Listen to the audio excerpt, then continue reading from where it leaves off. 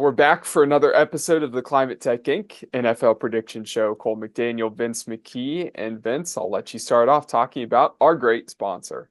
For the fifth year in a row, Climate Tech Inc., our phenomenal sponsor. We just call them climatetech.com.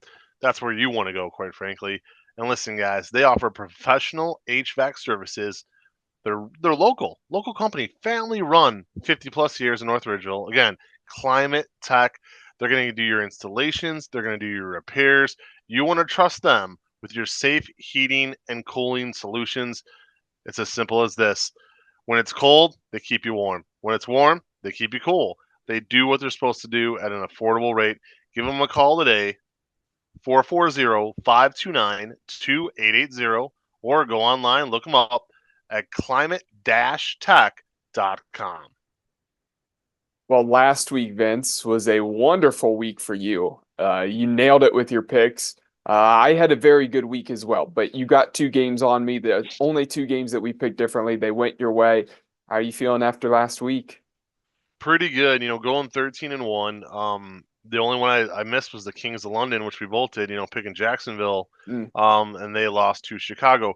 Kind of wild last week. One of the few times in recent memory that I can remember where every single team that was favorited by Vegas on the money line to win did. Technically, there wasn't a single upset. I found that to be a little bit fascinating. I feel like this is a trap week for a lot of people. And again, we filmed the show on Wednesday, so anything can change between now and then. But as of now, I have to go back and look at it, but I'm pretty sure I picked one, two, three, four, five upsets this week. There were 5 games that were right down the middle of the road for me where I went with the upset picks. I kind of feel like this season's really been herky jerky with that. And again, we'll see. I need to go back and look at it one more time and make sure I wrote all those down correctly. I might actually have more because I don't know if I counted a few of the games on Sunday night or Monday night, but we'll check that out in a second. Speaking of research, though, I got to throw this out there. So I've noticed a few things. One, when I wear a wrestling T-shirt, I seem to do really, really well. When I wear the polo, not so much. So we're gonna roll that dice one more time. Being up by 7 points, I kind of feel like I have a little bit to play with. So going with the wrestling shirt with a little bit of purple on it, as you mentioned a few weeks ago. I think last time was a Starcade purple shirt. This is the Four Horsemen homage to Ric Flair. So a lot of cool things going on, Cole. Very excited for this. As I've always said, quarter polls to every season for me are Halloween, Thanksgiving, state championships, and obviously where do we stand going into the playoffs. Looking back on it, I've not led by 7 points since season 2 of doing this, as both seasons 3 and seasons 4, I spent almost the entire time playing catch up. The largest lead you had on me, though, this is what kind of dork I am when I get obsessed with something. I go back and look at everything you could think of. So I went back and looked at it. The largest lead you've had on me over the last 2 years is 7, and you actually led by 7 going into Halloween a couple years back. So here Yeah. we are. A lot can change, and my God, is it going to be fun? There's your And long to a short question. well, even though you got two games on me, I feel good about my picks from last week. Obviously, I had a decent week as well, still Yeah. getting 11 of those correct. So we'll see if this week I can hit a little bit of a stride here, keep that momentum going. I think this week's going to be a lot different compared to last week where there were no upsets. This could be a week where there's actually a good handful of them. We're going to start with Sunday night football, and the Pittsburgh Steelers, they've decided that they are going to bench Justin Fields, see what they have with Russell Wilson, despite being 4-2 to start the season. It's mind-boggling that they're doing that because, I mean, who really benches their backup? There's their quarterback who's starting, turning him into a backup when he helped you go 4-2. Well, they're doing it, and they're going up against the Jets, who, like we said, we thought they were going to lose to the Bills. They did, but it was a close ball game. They looked better in this game, and now they trade for Davante Adams. You have a really dangerous duo of Davante Adams and Garrett Wilson out wide now for Aaron Rodgers to target. That is one of the more dangerous wide receiver duos now in the NFL. We'll see if Davante Adams and Aaron Rodgers, after all the time they spent together in Green Bay, if they can really establish that connection right away from the jump. But I'm looking forward to seeing what actually happens for the Jets here against the Steelers. Vince, I'm going to start it off with this one. and I am going to say that the New York Jets are going to win this game against the Pittsburgh Steelers. Sure, they have the worst record in of these two teams, but I don't understand the logic for the Steelers. Justin Fields has played well. He's looked improved as a passer.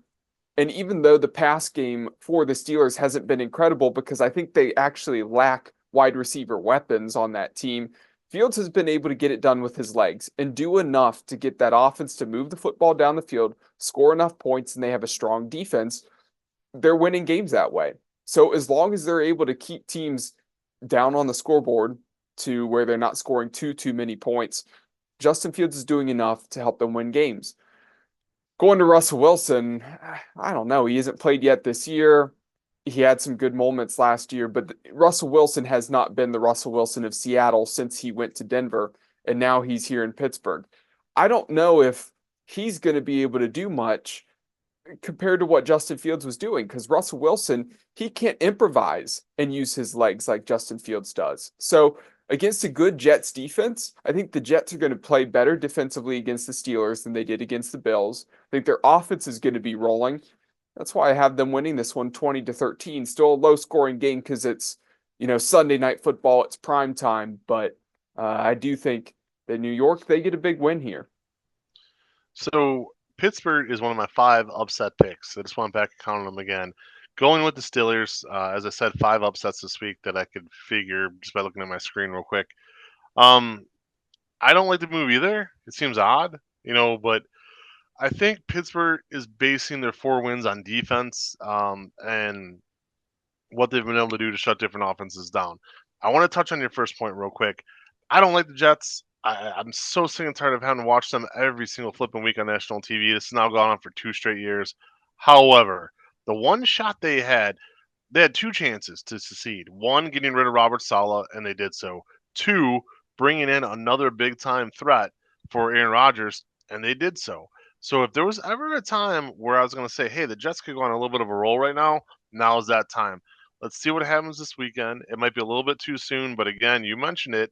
It's different than bringing a new receiver in with a quarterback he's never played for before. Right. Aaron Rodgers had the best numbers of his career with Davante Adams. Davante Adams had the best numbers of his career with Aaron Rodgers. So clearly there's something there. What I want to see out of Russell Wilson, which, we'll see what happens, but his last year in Seattle, that's when the whole let Russ cook thing was going on. Well, let's let Russell cook. And he was doing really good for a while there. Bizarre, that he went to Denver. As a huge Broncos fan, I watch them constantly. I pay attention to what they're doing. They completely ruined him. 2 years in Denver, he would like to forget. He kind of caught on a little bit late last year in that Sean Payne offense. Too little, too late. So again, with all that being said, I'm going to pick Pittsburgh. To me, a much better coach. The Jets have a new coach here in the second week. Now they have a new player. So a lot of newness there still with a team that hasn't done much with their oldness, right?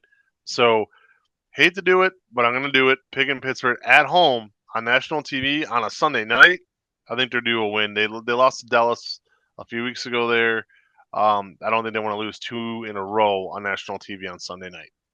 Well, and by the way, before we move on, Davante Adams, I think he's going to be successful with Aaron Rodgers. He's going to put up good numbers, but I actually think despite the connection and how good Davante Adams is, I think that Garrett Wilson is at the point of his career where he's younger, he's just as talented of a receiver, maybe not in their primes.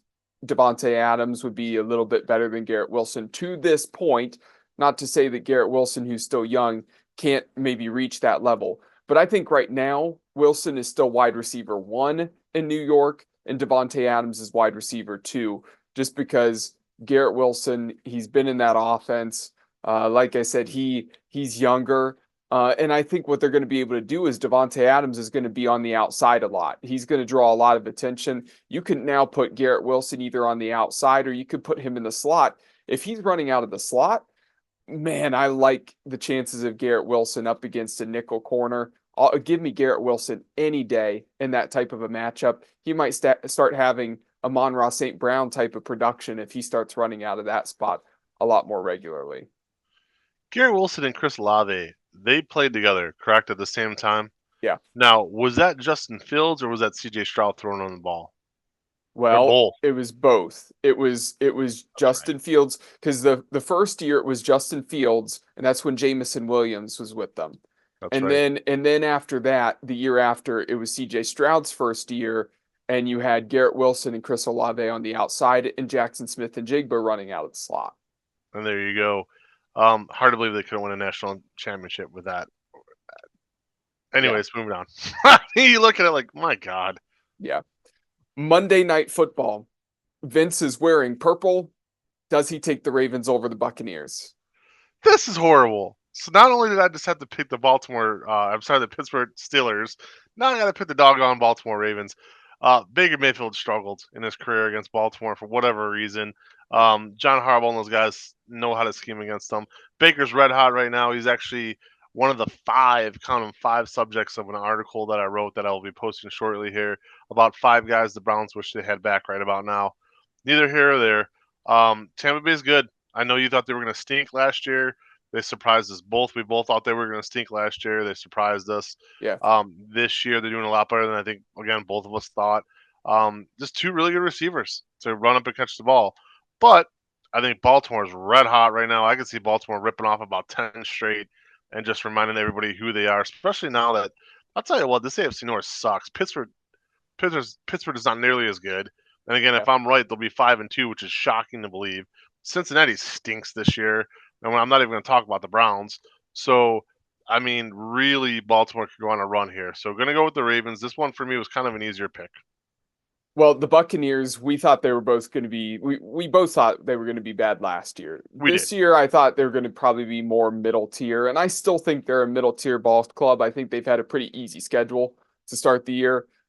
Baker Mayfield, he's kind of hot, kind of not. And he's throwing for a lot of yards, he's throwing a lot of touchdowns, but he also had 3 picks this last week, right? So the interceptions are still there for him. He's still a turnover machine. He will always be a turnover machine.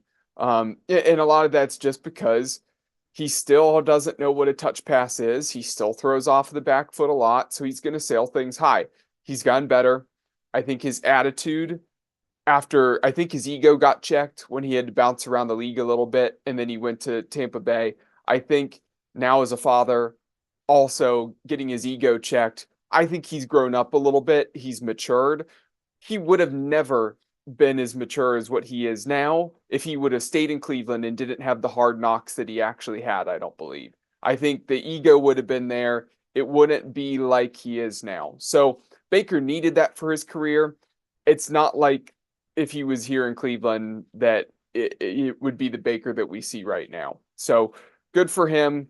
He's having a good run. Is this Tampa team good enough to get to the playoffs and make some deep run? Absolutely not. They're going to lose to the Baltimore Ravens here in this game. And this Ravens team, they're the best team in the division.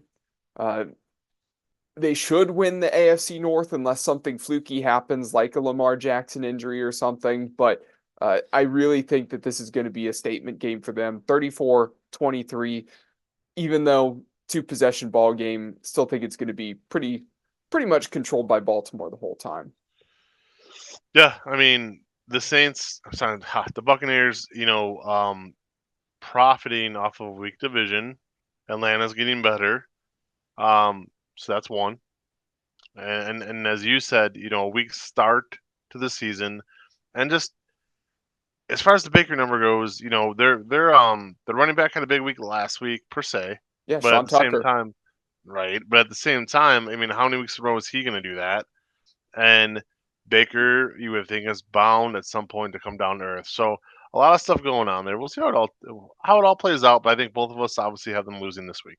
And I feel so validated right now, by the way. Sean Tucker, he was my third running back prospect. It was. Two classes ago, they picked up on like a heart condition for him. He went undrafted. He went undrafted to the Tampa Bay Buccaneers, and I'm like, this guy needs to be on the field. His whole rookie year, he pretty much spent time not getting on the field. Now he finally has an opportunity, and look what is happening when he gets an opportunity. He runs hard. He's aggressive. He's physical. he's been a lot better in that one game than what we saw from Rachaad White. Can he keep it up? It's probably not going to be the same type of production, but he's a good running back. And I'm finally, almost 2 years later, thrilled to see him actually get an opportunity. But hey, what goes around comes around with some of these prospect rankings. Not always going to hit on all of them, but I had a strong feeling about Sean Tucker. Can't write him off, and look what he's doing here almost 2 years later. Well, this Absolutely, and every 3 to 4 years, you see such a turnover at running back of who's a stud and who's not. Right? yeah, I mean, I'll throw this out there because I don't think we're going to talk about him this week, but when I shot this guy out for Buffalo, I mean, Ray Davis. who saw this? Yeah, who saw this coming? So Ray Davis last week, just pulling up his stats real quick. 97 yards on the ground, 55 in the air, and that's only on 23 touches. Didn't score any touchdowns, but who cares? I mean, that guy was a huge part of Buffalo's attack. Now you bring in Cooper. I mean, again, just to finish a point here, there's certain guys out there that if they get the proper chance in the proper situations, they're going to show you what they could do. Well, That's and all. Davis was one of my top 10 running back prospects this He last was. class, Yeah. and he's not a massive guy. He's more of short, stout, but he's got good quickness, good vision, and he's physical as a runner. He is the perfect complement to James Cook. I think James Cook is an excellent running back, but as much as he needs to be the starting running back, and he has the speed and he's a pass catcher, He was that second Ray guy. Davis is the more physical guy on first and second down and in short yardage situations. So I think that Ray Davis just made an argument for himself to start taking some more touches, some more carries, and that starts to turn into a committee with Ray Davis and James Cook, as it should with the Buffalo Bills. Well, There you go. our second Monday Night Football game, it is the Arizona Cardinals and the Los Angeles Chargers. And I got to say, Vince, I was tempted to go with the Cardinals here. That being said, I think one thing that will hurt them is if Marvin Harrison Jr. is out with the concussion. Unfortunate this past week, only had 2 targets before he got popped, and it's another scary sight. One of those things where he tried to get to his feet, stumbled back to the ground and fell. Hate seeing that with those head injuries. So hope he gets better here pretty quickly. But I would be shocked to see him clear protocol by this weekend. So not having your top wide receiver is going to hurt that offense. So give me the Chargers running the football. They actually passed a little bit more against the Broncos than what their game plan has been so far this season. But can't forget about Herbert. He's still a good quarterback. J.K. Dobbins has been very good in that Chargers offense. So I think they control the clock, that time of possession, run the ball, and 24-17 on Monday night. This is how a well coached Chargers team looks. Go back the last couple of years, you'll see how a poorly coached Chargers team looks. Harbaugh, I love him. One of my all time favorite players, one of my all time favorite coaches. The guy knows how to get the most out of players. If he could stay healthy himself, he's got a bad ticker this last week. All joking aside, hopefully Jim's okay. But if he could stay healthy and stay on the sidelines, I mean, that's a huge upgrade right there. You're already going to see the proof in the pudding. Do I think they have enough to eventually catch and surpass the Chiefs this season? Still not yet, but certainly enough to beat the Cardinals. And as you said, we talked about really huge, really good Ohio State receivers over the past couple of years. Just crazy how blessed they were. There's another one you just mentioned, but if Harrison Jr. is not playing, that's pretty much it.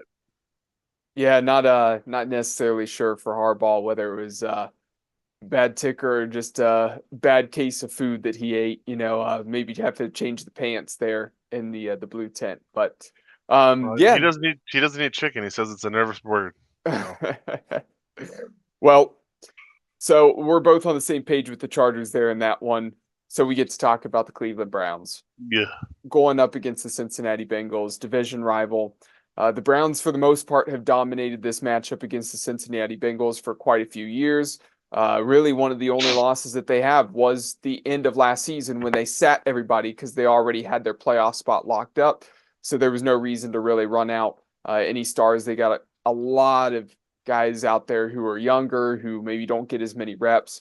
That was a monster game for David Bell and some other guys that need to step up despite the loss. So in this game, Vince, can the Browns keep up the momentum that they've had against the Bengals for several years, or do the Bengals win this game? No, the Bengals win this game.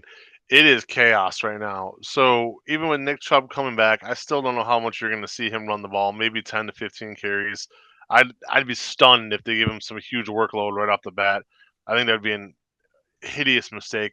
What's wild about this, my friend, is if you go back and look at this over the course of you and I picking it, I almost always pick the Bengals. You almost always pick the Browns. The Browns almost always win.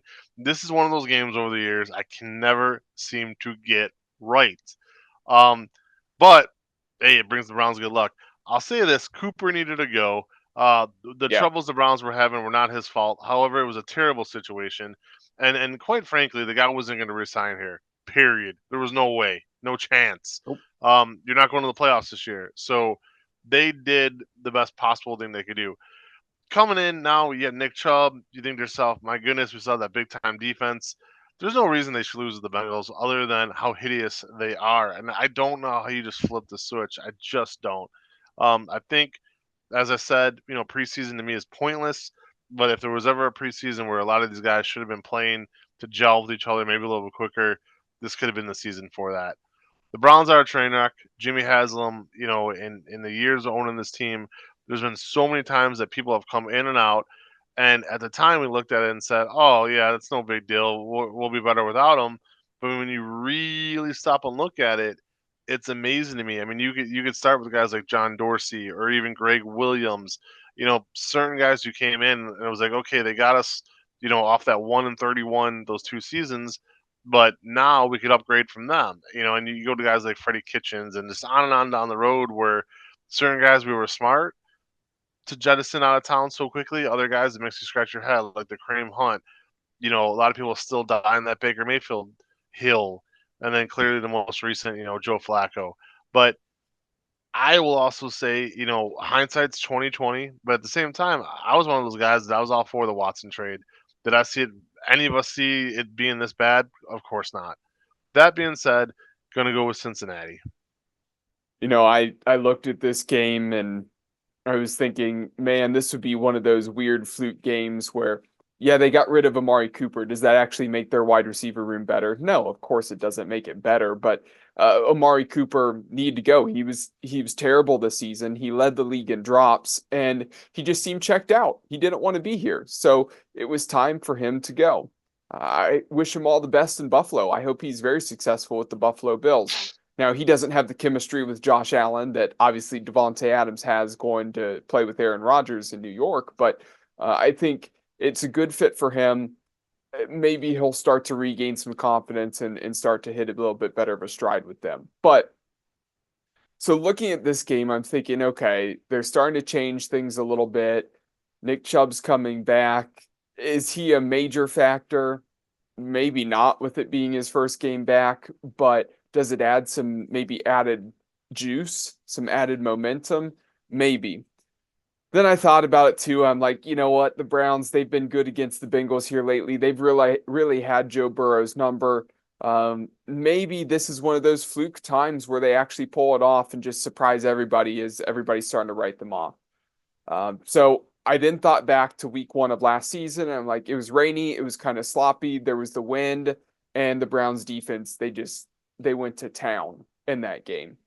So I checked the forecast, thinking maybe I'll go with the Browns. Last time I saw the forecast, sunny and 70, and I immediately decided that it'd be the Cincinnati Bengals winning this game, and then Joe Burrow will pick apart the defense. Secondary has not been impressive so far. Denzel Ward has been fairly good overall. Martin Emerson's been awful. I don't know what's happened to him. What a crazy fall off this year. He's just not in it. Greg Newsome's kind of been quiet. There hasn't been a ton of major issues with him, but he hasn't done a whole lot to make a ton of big plays. But like I said, Emerson's just been cooked game after game. So I expect Jamar Chase and T. Higgins and Andre Yoshibas to tee off, and I think they're going to have a good game. So give me the Bengals 27-12. I mean, you mentioned the Amari Cooper thing. It is kind of amazing to me that both teams who played on Monday night a game that came down to the final possession, both traded for a receiver on the very next day. Like, just odd. You don't normally see a team trade for somebody on a short week like that. Again, really not much to say. Happy to see Nick Chubb back. If this is a different situation, if we were coming in 2-4 or maybe 3-3, a little different way to look at it with Chubb, but it's just so strange to me. And I think they're definitely doing this because of the home crowd. They want to give the fans something to cheer about. The boos are going to be pretty hard for Watson, and I do think in a couple weeks, if it happens like I predicted, and they trade Jameis Winston next, watch out. Yeah. I mean, if they trade Jameis Winston and at some point they do get fed up with Watson, which I think they're just going to keep playing him at this Oh point. yeah, why not? Why wouldn't you? Yeah, no, I mean, what's your other option? If you trade Jameis Winston, then you got to get a DTR, and we know what DTR is. He's never Terrible. going to be a starting quarterback in the NFL. He looks great in the preseason, right? When the third stringers and fourth stringers are out there, but he doesn't have the size, he doesn't have the arm strength. He's not going to be the guy. So, yeah, I mean, it is what it is. Amari Cooper was the first piece to go. He's the first domino. He's not going to be the last. There's going to be more before the trade deadline. We have a couple weeks. So the Buffalo Bills felt like, hey, we don't have to give up a whole lot to get a guy who struggled and is getting older. Let's give up a third and a seventh. Easy. They got Amari Cooper and a sixth back. So that feels like a win for the Buffalo Bills if they can just even get a little bit of a spark of Amari Cooper from some years past. But I mean, I think Zadarius Smith's going to be out the door here at some point. Wouldn't be surprised if it's the Detroit Lions who take him after Aiden Hutchinson just broke his leg. I mean, they could use an edge rusher now at this point. I think that would be a good fit. So there's going to be more that are going to go. I think you have to at least take calls on everybody. At least hear the offers and weigh out if it's worth it. So we've talked about it before. Nobody's untouchable in this league. I would just keep it short and sweet like this. Garrett is probably the only player left on your team who could get you a 1 in return. I think he could get you 2 1s potentially as well. I think he's the only one. I do. I mean, you're not going to trade Nick Chubb, and even if you did, a running back's not going to get you a number 1 pick. Especially one coming off of the injury that he had. Right. Yeah. Exactly. So just looking at everything in my brain here, honestly, I think Myles Garrett will get you at least 1, maybe 2. To me, Denzel Ward's an eggshell, but I'm not going to go back and forth on him for the zillionth time. Yeah. Potentially maybe Denzel Ward just because of the talent that he has. But he might team on him. Yeah, he might be able to snag you a late one. It's not like he gets you a bunch of picks. If you actually got a 1 out of him, you wouldn't get really hardly anything else. Nope. So. Now, I'll float this out there. It's never going to happen in a million years, but everybody's talking about how you get rid of Watson and all that stuff. You'd almost have to package him with a Myles Garrett just to get him the heck out of town. And I still don't see that happen.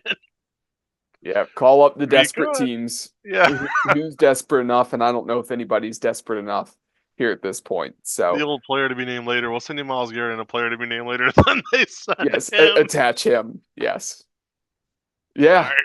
No, that makes sense. I'd be terrible for Myles Garrett. I'd feel bad for him, but it'd be a smart move for the Cleveland Browns. Well, for us to wrap the show up, we're going to talk about our upset picks, and actually a couple of the upsets.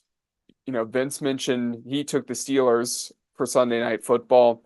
I saw multiple upsets in this, but the one I want to talk about specifically is give me the Houston Texans going to Green Bay to play the Packers.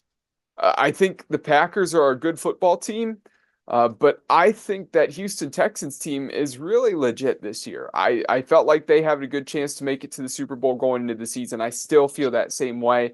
And these NFC North teams, they have to lose here at some point, right? The Vikings, they're going to lose. Probably this week against the Detroit Lions. The Chicago Bears, yeah, they're looking a little bit better, but are the Bears just going to have an incredible season where they just win out? No, they're going to have some losses. They're going to be up and down, I still think, based off of what I've seen from the Bears. Packers, as good as they are, and I think they're the second best team in the NFC North still, just behind the Lions. I don't know if that Jordan Love, as good as he has been so far this year for the most part, can he hang with CJ Stroud if it's a close shootout? I'm going to say no. I'm going to say Stroud and the Texans win. And I've been impressed with the Texans defense as well, Vince. Yeah, I'm gonna give you the Texans as well. That was one of my 5. So I agree with you, and I actually have them ranked that way too. I would have Detroit number 1, Green Bay 2, Minnesota 3. I know that sounds crazy because Minnesota's 3-0, or I'm sorry, 5-0. Yeah, And then the Bears last. But my God, how darn good is that division out of nowhere? For great. years, the worst division in football, and out of nowhere, they're phenomenal. So the other 3 I took. So I mentioned Pittsburgh, and I mentioned Houston. I agree with you, Houston. The other 3 upsets I have, I'll give them to you quick. New Orleans, even with Spencer Rattler, New Orleans, I am picking them Same. to defeat Denver. Short week for Denver on a short week. No other way to say it, and they're on the road. So, yeah, I mean, no sign of Derek Carr coming back to play, but still, Spencer Rattler isn't terrible, and the Saints have more weapons. So, going with the Saints at home on a Thursday night. Well, I think everybody's doubting that defense after getting torched by the Buccaneers. So I think they bounced back against the Broncos offense that is not that great. And they've won some low scoring games. That's like, how did they walk away with a win there? So now, Vince, because we both picked the Saints, you can root for the Broncos in that game. I love when that happens. You have no idea. I absolutely love when that happens. The other 2 I had, we just talked about them. I think Detroit stomps Minnesota. Yeah. I think this is when Minnesota gets the reality check, and I'm going to go on a limb here and say you picked Detroit as well. Yes. See, boom. And then my 5th and final one, which I mean, this game, forget it. It's so difficult to pick. I actually took Kansas City. I'm a big believer in the streaks until a team loses. But Kansas City on the road in San Francisco, a West Coast trip. It won't be easy. 1 point underdog, 1.5 or something. And yeah, will be interesting. I mean, they're coming off a bye too, I believe. And Andy Reid teams coming off a bye are really good. So going with the Chiefs on the road as an upset against San Francisco. Man, is that going to be a good game? Yeah, the Chiefs, they're not going 17-0 this year. They're going to lose at some point. So I wanted to pick the 49ers in this game. They're at home, but coming off of a bye, I can't go against the Chiefs. So I also took the Chiefs. The other one that I know I took that you did not take based off of what you said, I took the Seahawks at Atlanta. I think Okay. Atlanta's a good team. I think that's a really good game, though. Seattle's way too good this season based on their roster and what I've seen from them. They've had a tough slate of a couple games that have been very difficult in a row. I mean, to have to go to Detroit, play Detroit, and then go back home, and then you play the 49ers, that's tough. I thought that they could maybe win that one on Thursday night. I was wrong. You were right. But I still feel like that's a good team. They shouldn't be 3-4 to start the year. They're 3-3 right now, but weren't they 3-0 to start the year? They were sitting at the top of the division, 3-0. I don't think there's a way that they lose 4 in a row. So give me the Seahawks over the Falcons. Funny you say that too, because you're right. I did pick Atlanta, but that to me, if I wasn't going so heavy on so many other of the upsets, I actually had that one penciled in Hmm. for a little bit, and then it's gonna sound crazy, but to me, then it came down to Kansas City and San Francisco, and then Seattle and Atlanta. And this is true Vince McKee logic for whatever it's worth. I said I don't want to go over 5 upsets. I think 5 is my limit this week, and that was kind of like that 5th. You know what I mean? Yeah, So yeah, I actually agree with you. I picked Atlanta. I hope they win, but my goodness, I want to be shocked one bit if Seattle goes in there and wins. for Not sure. one bit. For sure. I think that's actually going to be a very good close game, one possession ball game. Huge week coming up, man. And Yeah. and anytime both of us could look at 5 upsets and even more, as you scroll down the board or whatnot, like there's so many possibilities. It's good. It's real good right now. This is basically week 6, 7, 8, and 9 is when everything starts to settle in, and then you know who's good and who isn't that second half of the year. But these are those last 3 weeks to me where you really gotta guess. Well, make sure everybody out there, you check out the full list of picks on keonsports.com. I know we talked about a lot of them here tonight. It's been a great time. Always love doing this show. But Vince, any final thoughts here as we wrap this one up? Well, guys, my final thoughts: go out and enjoy the weekend. Make sure you catch our guys on their broadcast this week. It's a big one. Guys, Brandon Sorter Penner, Dom Clary, Darian Jackson, as it is Brunswick hosting Walsh Jesuit. So for your high school football fans, check that out. Walsh Jesuit 8-0, just came off beating Hoban a few weeks ago, one of the best teams in the state, powerhouse this year. And because of Tony Bogan, we are extremely popular for whatever reason with WJ. So they love themselves some Tony Bogan. So we're hoping for a big crowd, and we expect one on YouTube. So YouTube Friday night. Cole, as always, will have your scoreboard. Absolutely. Get the scoreboard up there. You're going to get live updates throughout the night until everything goes final. So make sure to check that out on the website. For myself, Cole McDaniel, Vince McKee, once again signing off for Week 7 of the Climate Tech Inc. NFL Prediction Show.